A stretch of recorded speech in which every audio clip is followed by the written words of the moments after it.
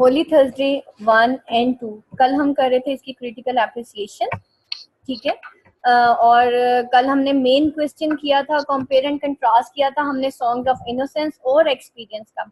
आज हम करने जा रहे हैं बेटा होली थर्सडे 1 एंड 2। कल हमने इसका टेक्स्ट भी कर लिया था और स्टूडेंट्स को मेरे ख्याल से समझ भी आ गया था कि एक सॉन्ग्स ऑफ इनोसेंस को शो कर रहा था और दूसरा सॉन्ग्स ऑफ एक्सपीरियंस को शो कर रहा था। क्वेश्चन यहाँ पे देखिएगा, give a critical appreciation of Holi Thursday 1 and Holi Thursday 2। या तो सवाल कुछ इस तरह आता है या फिर आता है जनाब के कोई सी दो पोएम्स हैं, उनका कंपेयर एंड कंट्रास्ट करें। लेकिन Holi Thursday 1 and Holi Thursday 2 ये एग्जाम्स में बेटा बार बार रिपीट हुआ है, इसलिए इसको जहन में रखिएगा। Songs of innocence and experience, बल्कि कल वो जो हमने लैम्ब और टाइगर वाला पढ़ा ना, उसकी बजाय आप ये वाला क्वेश्चन कर लें। इससे ये फायदा होगा कि आपका 2 in 1 हो जाएगा। आपका आएगा क्वेश्चन आगे, compare and contrast songs of innocence and experience any two poems of the या कंपेनियन पोएम्स जो हैं वो आपसे कहेंगे कि जी आप कोई सी दो कंपेनियन पोएम्स जो हैं उनको कंपेयर एंड कंट्रास्ट करें, तो भी आप यही लिख दीजिएगा। और अगर आ जाए स्पेसिफिकली कि होली थर्सडे 1 या होली थर्सडे 2 का दोनों का कंपेयर एंड कंट्रास्ट करें, तो आप ये लिख दीजिएगा। दैट इज, ये बना बनाया सवाल है, इसमें आपको चेंजिंग करने की कोई जरूरत नहीं है, ठीक है। हाँ, इतना जरूर इसमें लिखिएगा कि सॉन्ग्स ऑफ इनोसेंस और एक्सपीरियंस शो क्या करते हैं, ये भी इसके अंदर वैसे लिखा हुआ है, इसलिए आपको मजीद हाईलाइट करने की जरूरत नहीं है। इन बेटा पोएम्स की क्रिटिकल एप्रिसिएशन आ जाए या कोई क्वेश्चन आ जाए, उसमें सॉन्ग्स ऑफ इनोसेंस और सॉन्ग्स ऑफ एक्सपीरियंस के बारे में जरूर थोड़ा बहुत लिखिएगा कि वो क्या चीज पोर्ट्रे कर रहे हैं, क्या चीज शो कर रहे हैं और किन चीजों को एक्सप्लेन करते हैं, क्योंकि बेसिकली द मेन टॉपिक है songs of innocence and experience and these are the companion poems. Every writer grows up as a constituent of particular society। Her writer जो है वो एक पर्टिकुलर सोसाइटी से ताल्लुक रखता है। And the configuration of his persona, his view of life, his emotional conflict and his communique are conditioned by social block in which he passes his days and night। ठीक है, हर जो शायर होता है वो अपनी, हर पोएट अपनी सोसाइटी को, अपनी कंडीशन को, अपने एनवायरनमेंट को, अपने ही इमोशंस को, अपने इमोशनल कॉन्फ्लिक्ट्स को, इन्हीं सारी चीज़ों को, रिलेशंस को, कम्युनिक कहते हैं रिलेशन को, मैसेज, रिपोर्ट्स, ठीक है, इन्हीं चीज़ों को कहा जाता है। Blake works where are definite and intelligible relation to the knowledge and the sentiments of the age in which he lived and the age which follows है, ठीक है। और ब्लेक जो है उसका जो काम है वो एक डिफाइंड और इंटेलिजिबल रिलेशन है, किसका, टू नॉलेज एंड सेंटिमेंट, उसी की एज के नॉलेज और उसके सेंटिमेंट से वो ताल्लुक रखता है, in which he lived and the ages which followed. अब नॉट ओनली ब्लेक, इस पैराग्राफ को जरा टिक मार्क कर लीजिएगा। टिक मार्क कुछ ऐसे करना है कि ये वो पैराग्राफ है कि नॉट ओनली ब्लेक, आप किसी और के बारे में भी लिखेंगे। लाइक अगर आप यहाँ पे जॉन कीट्स भी लिख दें, यहाँ पे आप लार्किन लिख दें, यहाँ पे आप सिमसिनी लिख दें, तो ये वो पैराग्राफ है इंट्रोडक्टरी जो हर राइटर के स्टार्ट में आ सकता है। Not only poetry, in novel, in drama, in criticism तो खैर नहीं, लेकिन नॉवल, पोइट्री एंड ड्रामा, ठीक है। ये तीन जो आपके उसके राइटर्स हैं, उनके ये इंट्रोडक्टरी पैराग्राफ में ये वर्ड्स और ये कोट्स जो है, ये पैराग्राफ आप थोड़ा सा जहन में जरूर रखिएगा। Blake's The Song of Innocence and Experience are two poles on which is built the edifice of life। ठीक है, edifice कहते हैं स्ट्रक्चर ऑफ लाइफ को, उसका बिल्डिंग ऑफ लाइफ को। तो ब्लेक के सॉन्ग्स ऑफ इनोसेंस और एक्सपीरियंस टू पोल्स हैं, ठीक है, जो कि उसका स्ट्रक्चर ऑफ लाइफ जो है उसको वो बिल्ड करते हैं। They are two contrary states of mind है। और ये बेटा पूरा लिखिएगा, कोट कुछ यूं है, they are two contrary states of mind and human soul. यहाँ पे ह्यूमन बीइंग लिखा हुआ है ना, आप इसको ह्यूमन सोल करना है, SOUL सोल, ये नीचे लिखा हुआ है ह्यूमन सोल, और साथ मैंने इन्वर्टेड कॉमास क्लोज किया हुआ है, ठीक है। ये बेसिकली कोट थी, the two contrary states of mind and soul, ठीक है, एंड ह्यूमन सोल। और यहाँ पे लिखा हुआ है the two contrary state of mind and man's being लिखा हुआ है। वन स्टैंड, और ये टू कॉन्ट्रेरी स्टेट्स किसको शो करती हैं? One stands for joy, bliss, happiness, peace and unity, and the other stands for turmoil, disturbance, peace and dissension, disunity, sorrow and wisdom। और यहाँ पे कल हमने एक पॉइंट पढ़ा था, द कॉन्ट्रेरी स्टेट, जिसको उसने हिज एसेंशियल साइकोमैकिया भी पढ़ा था, कल हमने पढ़ा था ना, साइकोमैकिया है ये उसका। तो ये वही चीज है, life can not be completed without suffering and maturity. Life इंसान की कभी भी कंप्लीट नहीं होती without suffering and maturity.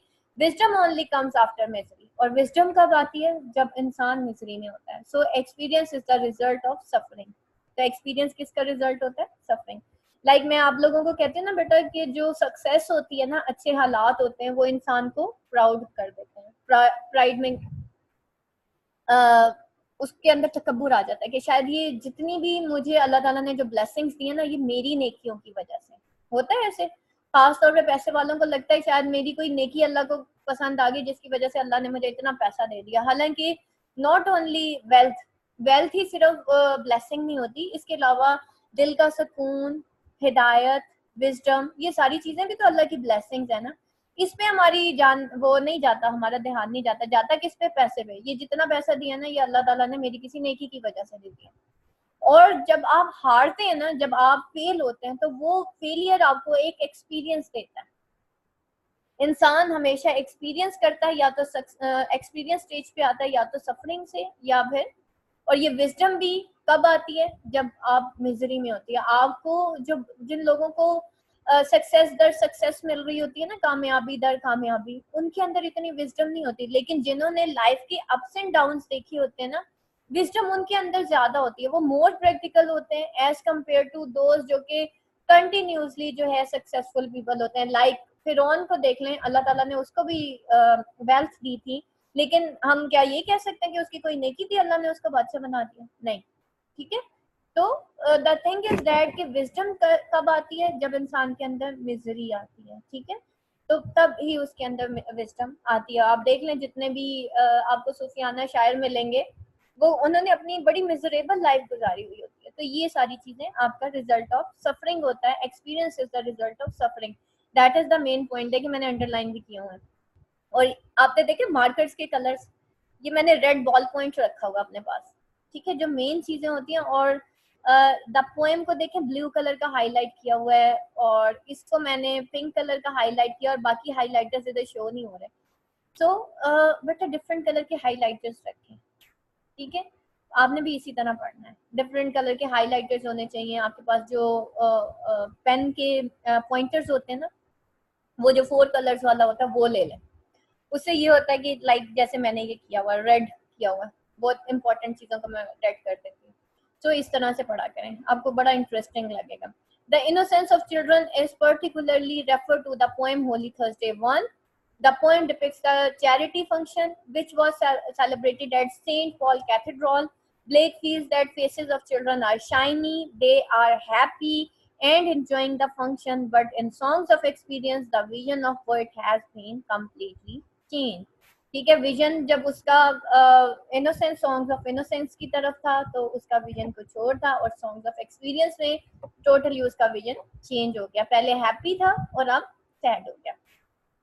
Now he can see the crude realities of life. अब जब उसने वो मिजरेबल कंडीशन देखी ना बच्चों की, अब उसको वो क्रूड रियलिटीज ऑफ लाइफ नजर आई। लोगों के डिफरेंट एटीट्यूड्स नजर आए, लोगों की हिपोक्रेसी नजर आई, लंदन में रहने वाले बच्चों की और के अमीर बच्चों और गरीब बच्चों के अंदर उसको डिफरेंस नजर आया। The opening lines of both poems show the difference between innocence and experience. It was on Holy Thursday their innocent faces clean, कि ये होली थर्सडे था जब उनके फेसेस क्लीन थे। Songs of experience reflects mature philosopher, लेकिन songs of experience जो है वो एक मैच्योर फिलोसोफर को शो करते हैं। And opening line show Blake's maturity and wisdom.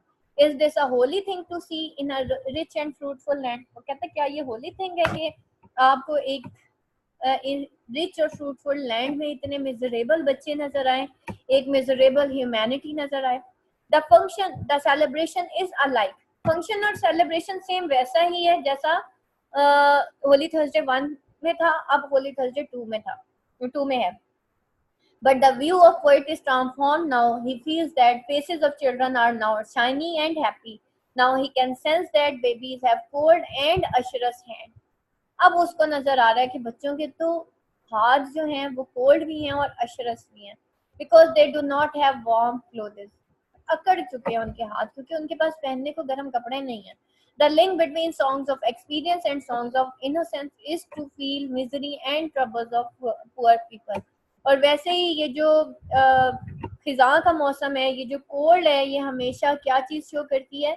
इंसान की जिंदगी की कोल्डनेस शो करती है, इंसान की जिंदगी के गम को। वो है ना इब्रारुल हक का एक गाना है कि भीगा भीगा सा ये दिसंबर है।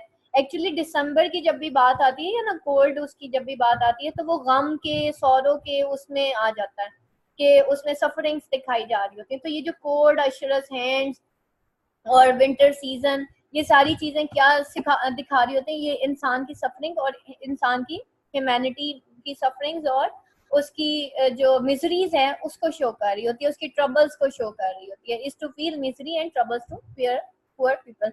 In Songs of Innocence, Blake was unable to see the cruel and bitter realities of life. After attaining experience, he gets maturity. The price of experience is the death of innocence. देखिए कितना प्यारा word लिखा हुआ है, the price of experience is the death of innocence.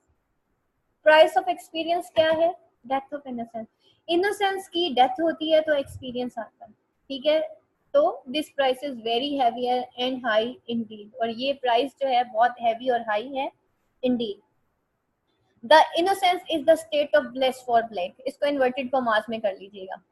Shiny faces and colorful uniform for the flowers of London town amuse him. They raise their hands for prayer and sing their songs to heaven, and their song seems the noise of smooth thundering. और इनके जो songs हैं वो smooth भी है और thundering भी है, ठीक है? Harmonious thundering, ठीक है?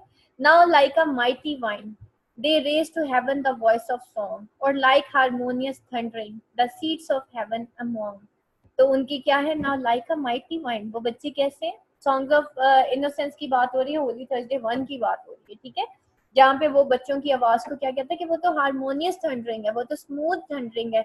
और अब जो है वो माइटी माइंड्स की तरह they raise to heaven the voice of song, वो गाना गाते हैं। और like harmonious thundering the seeds of heaven among, और उनकी वजह से वो जो सीड्स ऑफ हेवन है वो भी हारमोनियस थंडरिंग कर रही होती है, ठीक है? हेवन से भी हारमोनियस साउंड्स जो है वो प्रोड्यूस हो रही होती है। And after the identification of reality and truth, और फिर जब वो उसको रियलिटी और ट्रूथ पता चलता फिर क्या होता है? Blake can not admit this terrible cry. तो ब्लेक इस टेरिबल क्राई को एडमिट नहीं कर पाता, admit this terribling cry a song, ठीक है? वो इस ट्रेम्बलिंग क्राई अ सॉन्ग को नहीं एडमिट कर पाता। Is that trembling cry a song can be a song of Joy. वो कहता अब वो पहले क्या थी? हारमोनियस थंडरिंग थी, ठीक है? हेवन वॉइस ऑफ सॉन्ग था, वो अब कन्वर्ट हो गया ट्रेम्बलिंग क्राई के अंदर। A song it can it be a song of Joy. और फिर वो कहते हैं क्या ये सॉन्ग्स ऑफ जॉय है? अच्छा, इसमें एक पॉइंट मैंने यहाँ पे लिखा हुआ है, innocence is why and how and experience is why and how things go wrong and why मी। अच्छा, ये जो है कल जो मैंने आपको टॉपिक पढ़ाया था, ये उसी में से कुछ पॉइंट्स है जो यहाँ पे जरा पिक्चर लेने में थोड़े प्रॉब्लम हो गए। अच्छा जी, आगे है showing two states of contrary states of showing two contrary states of human soul। ये मैंने जगह जगह लिखा हुआ ताकि पक्का याद हो जाए। Now the difference of joy and cry of misery can be judged by the poet. The poverty of these children is rending the heart of poet, and ironically he asks, is it a land of poverty? अब वो London को कहता है कि ये जो industrial revolution, ये जो लंदन इतना रिचर लैंड है, is it a land of poverty? The Industrial Revolution, which was making London a richer land, is not able to provide the barest needs for the poor children, ठीक है? वो अब उसी industrial revolution की बात कर रहा है कि जिसकी वजह से लंदन इतना रिच हो चुका है, तो क्या वो अब very needs for poor people जो है उसको पूरा नहीं कर सकता? Everything is available in London, but the tender heart and feeling of mercy are missing. हर चीज लंदन में मौजूद है, लेकिन ये मर्सी और जो फीलिंग्स हैं, टेंडर फीलिंग्स हैं, वो खत्म हो चुकी हैं, टेंडर हार्ट्स जो हैं वो अब नहीं रहे. The guardians in songs of innocence are humble and merciful and compassionate. रहम दिल थे. In songs of experience, the assessment of Blake regarding guardians is entirely different. They are merciless, selfish, worldly, cruel, hypocritical, and so forth. And their sun does never shine, and their fields are bleak and bare, and their ways are filled with thorns. It is eternal winter air. Again winter की बात आ गई कि यहाँ पे फिर से winter है, फिर से एक मिजरी है, फिर से एक गम है जो कभी खत्म नहीं हो सकता. वो कहता है उनके सन जो है अब नहीं शाइन करते, अब कभी भी शाइन नहीं करते. And their fields are bleak and bare, और उनके जो फील्ड्स हैं वो बंजर हैं, यानी कि जहाँ पे वो खेलते हैं वो तो ब्लीक और बेयर है. वहां पे बजाय इसके कि वो बच्चे एंजॉय कर पाए, वो तो टोटली उनके लिए सैडनेस का बायस बन चुके हैं. अच्छा मुझे ये बताएं, ब्लीक एंड बेयर इसके अंदर कौन सी लिटरेरी टर्म शो हो रही है, कौन बताएगा? Bleak and bare literary term बताएं. यमुना, इकरा, जल्दी से बताएं.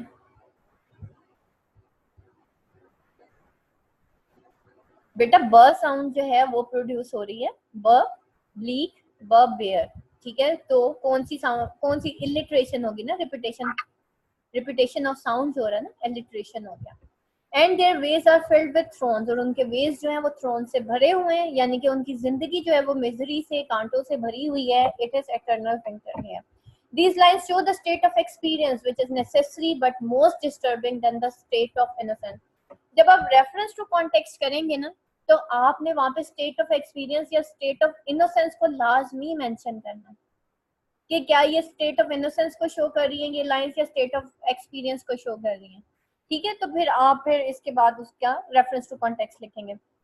Blake's sympathies are with these poor children. He can feel their sufferings. For these children, the sun never shines.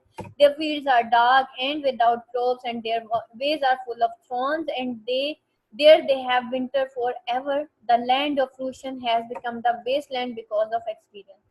The songs of innocence to the songs of experience. The poetry of Blake is poetry of process and presents the experience of actual life.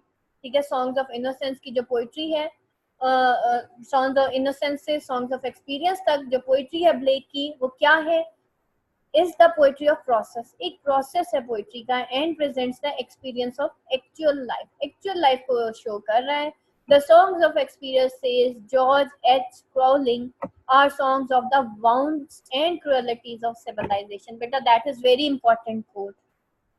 ठीक है, इसको add कर लें. कोई भी question आए, मैंने side पे टिक इसलिए किया हुआ है, ये वो वाले बेटा दोबारा से बता रही हूँ टिक मार्क्स हैं.